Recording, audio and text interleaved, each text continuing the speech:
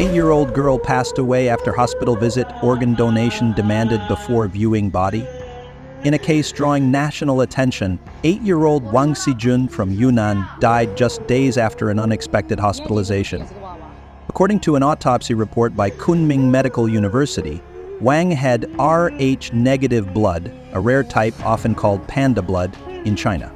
The report cited kidney failure and hemorrhagic shock as the cause of death, with traces of the anticoagulant drug enoxaparin sodium found in her system. Wang had visited the affiliated hospital of Yunnan University, also known locally as the Red Cross Hospital, on August 15, 2023, merely to accompany her mother. A doctor offered her a free physical exam and soon after recommended immediate hospitalization for alleged illness. The child was subjected to regular blood draws and medication over the next 8 days. On August 23, Wang told her mother that doctors had drawn a large amount of blood from her thigh. That afternoon, another patient informed the family that the girl had died. Video clips show the hospital renal ward filled with medical staff as Wang's parents were prevented from approaching her body. The hospital, according to the family, demanded they sign an organ donation consent form before viewing their child. Requests for medical records were reportedly denied. Online, netizens expressed outrage, with one comment reading, "After draining the blood, they dig out the kidneys, squeezing out all the value." The case remains a focal point of online discussion, with growing calls for transparency and accountability in pediatric care. Many are asking how children can be protected in China's medical system, and whether this was a tragic misdiagnosis or something more alarming. Sealed inside for prevention, Shanghai driver sparks fears of zero-COVID return. On May 21, 2025, in Pudong, Shanghai, a construction truck was filmed sealed with a notice reading, "No getting off the vehicle allowed." The driver, confined inside, questioned the legality of the restriction. Site personnel reportedly cited epidemic prevention and control as the reason.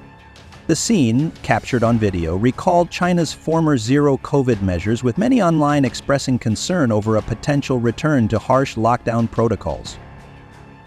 Despite government declarations of success in combating the pandemic, renewed restrictions have prompted public unease about the possible reinstatement of earlier policies. Xiangyang urban management accused of violent law enforcement after vendor cart overturned. On May 16, in Xiangyang, Hubei province, urban management officers were filmed toppling a night market vendor's cart during a crackdown, sending food spilling onto the street. Videos show the vendor shouting, "Violent law enforcement," as chaos unfolded. The incident quickly spread across Chinese social media, with viewers criticizing the officers' actions. Comments ranged from concerns about excessive force to accusations of property destruction.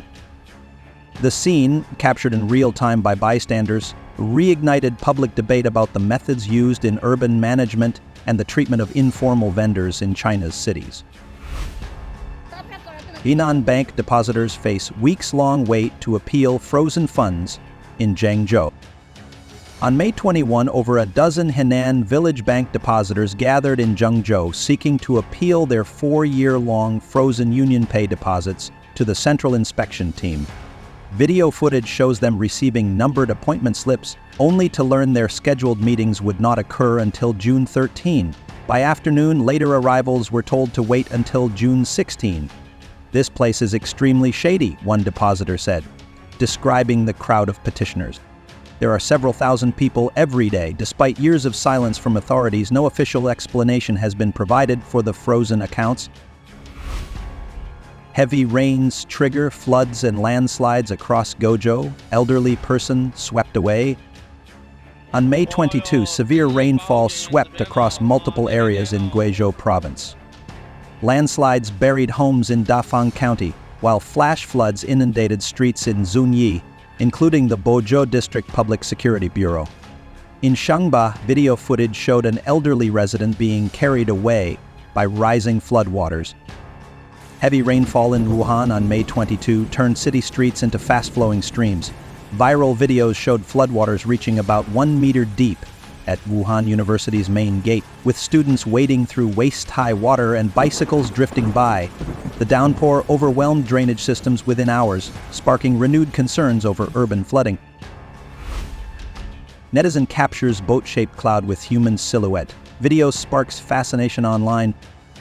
The video recently shared online captured a boat-shaped cloud drifting across the sky, with a silhouette resembling a person seated on it. The footage, filmed days earlier by a netizen, sparked fascination for its striking resemblance to a flying vessel. Now-era uniform, modern sneakers, Guizhou students' performance sparks online buzz. At a school singing contest in Guizhou on May 22, a student in a Mao-era military uniform and Mao portrait badges performed revolutionary songs. Videos show him singing passionately, while notably wearing Nike sneakers priced at 457 yuan, a contrast that drew wide attention online. Migrant workers left unpaid after 50 days. Blogger highlights struggle in Shanghai. On May 20, a blogger in Daning County, Linfen, Shanxi, posted a video claiming migrant workers remained unpaid after over 50 days on a halted construction site.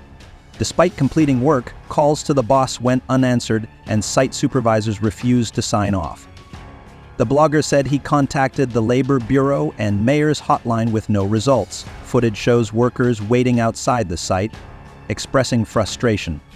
After covering all costs, each worker reportedly received only about 10,000 yuan. The video ends with the blogger asking, "Must we protest publicly to be heard?" The Douyin anchor's Xi Jinping prediction leads to live stream ban. On May 22, a Douyin livestream host predicted President Xi Jinping would step down within 5 years and speculated on potential successors. The video shows the host discussing leadership transitions with viewers before the stream abruptly ended. The account was later banned, prompting debate over speech limits online. Blogger questions low wages for gas station workers in Shandong. On May 22, a blogger in Dezhou, Shandong, posted a video claiming local gas station workers earn only around $250.00 per month. The clip shows staff working under sunshades, with the caption asking how families can survive on such low pay. The post quickly gained traction online.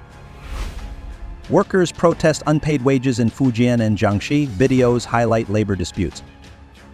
On May 22, videos from Fujian showed workers outside the factory demanding unpaid wages. Protesters claimed the factory refused to sign labor contracts, withheld medical and social insurance, and deducted salaries without explanation. Footage showed banners and chants outside the gate. The same day, in Nanchang, Jiangxi, another video captured migrant workers blocking the entrance of Qingshan Lake District Urban Investment Company. Protesters stated they had not been paid for several years. Both incidents drew widespread online attention. On May 13, employees at Kinlima Embroidery Factory in Nantong, Zhengzhou, protested after learning the owner lost over $12 million gambling in Macau. Videos show workers demanding wages outside the factory. The boss reportedly mortgaged equipment before Lunar New Year. The court seized assets on May 20. Security tightened at Zhengzhou school after car incident. A month after a car drove into students and adults outside Sumeng Primary School in Jinhua. Xiangyang, a May 21 video, showed new bollards and guardrails installed at the entrance. A notice advised vehicles to detour during school hours. The video was later removed from social media. Man assaults woman near Shenzhen subway station after harassment. Police cite mental illness. On the night of May 20, outside Exit C of Pingzhou subway station in Shenzhen's Baoan district, a man illegally soliciting passengers on a motorcycle approached a woman in black, asking if she needed a ride. After she declined, he reportedly harassed her verbally. When she responded angrily, he attacked her, punching her in the head several times and knocking her down, according to a video shared online. Footage showed bystanders assisting the woman, followed by the man attempting to hit her with his motorcycle. Later that day, local police stated the man was diagnosed with schizophrenia and had been arrested. The woman's injuries were classified as minor. However, the official statement acknowledged only the physical assault, omitting the alleged attempted vehicle attack. The incident has sparked concern online over safety around transportation hubs and gaps in public reporting. Guizhou blogger claims home demolished after county reverses verbal approval. On May 21, a blogger from Dadi Township, Zhenyuan County, Guizhou, posted a video alleging local officials ordered the demolition of his partially rebuilt home. He said the original structure had become uninhabitable and the county initially gave verbal permission to rebuild. Footage shows the remains of a single-story building reportedly torn down on May 19th. The blogger claimed he is now homeless and that authorities warned him not to film the incident, threatening detention. The video has drawn attention online, raising questions about rural housing rights and local governance transparency. A video from Sichuan shows a village home reduced to rubble while the owners were away working. Local officials later stated the destruction was a mistaken demolition. China acknowledges rising COVID-19 cases as XDV variant spreads, positivity rate doubles. China's COVID-19 positivity rate rose to 16.2% in May, double April's figure, as authorities publicly acknowledged a new wave of infections, a rare move. Experts warn the XDV variant, with increased transmission and immune escape, could peak by late May.